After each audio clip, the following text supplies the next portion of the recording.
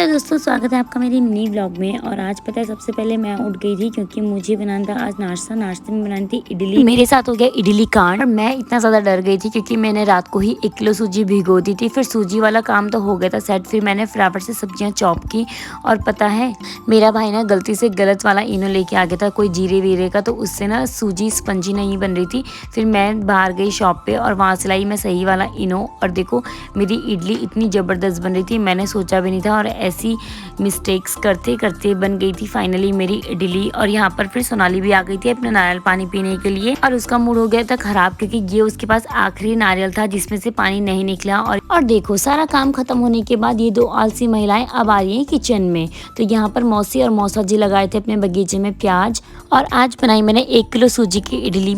अब आई थी इडली को फ्राई करने की, तो अज्जू को भी लग गई थी भूख, तो सबसे पहले हमने उसको ही नाश्ता दे दिया। फिर हम सब ने भी खाया नाश्ता और आज हमने ना अंदर ही नाश्ता किया क्योंकि मौसम ऐसी हो रहा था, कभी बादल हो रहे थे तो कभी धूप आ रही थी। तो हमने सोचा एक साथ नाश्ता करके तभी बाहर जाएंगे। और यहाँ पर पिंकू ने बनाई चाय। आज इडली और चाय का नाश्ता करके आया बहुत ज़्यादा मज़ा। और मुझे तो अगर ना नाश्ता बढ़िया सा मिल जाए तो मेरा पूरा दिन अच्छा जाता है। नाश्ता करने के बाद पिंकू ने धोए बर्तन और सोनाली ने की किचन क्लीन।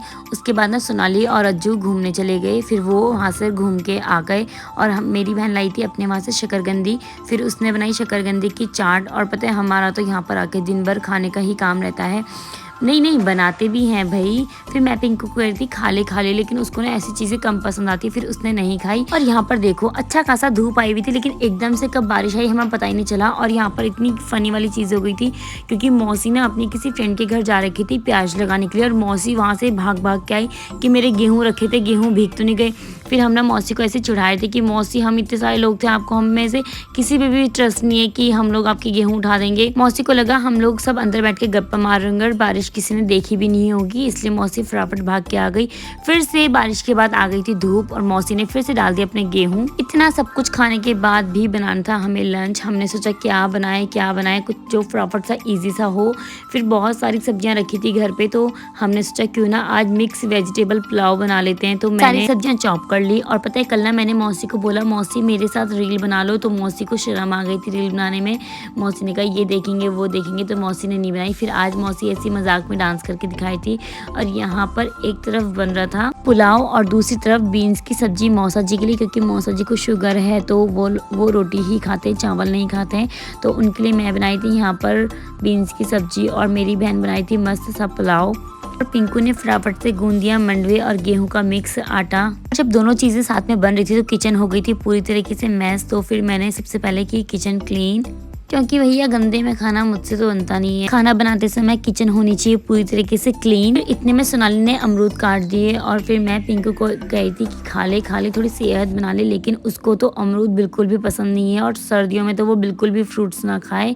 फिर यहाँ पर ना आरुष चुपके से अपनी मम्मी के फ़ोन में खेल रहा था गेम और दित्या मैडम भी ले रही थी उसके मज़े। और जैसे मेरी बहन आई ना आरुष तो भाग गया और दित्या बोल रही है मम्मी मैं कुछ नहीं कर रही थी, भाई देख रहा था। फिर आरुष उसको ऐसे छेड़ने लग गया। फिर दोनों बच्चे लग गए अपनी मम्मी के गले लड़ते और फिर मेरी बहन ने दोनों बच्चों को अपने कंधे पर उठा लिया और देखो कैसे दोनों के दोनों लटक गए अपनी मम्मी के कंधे पे।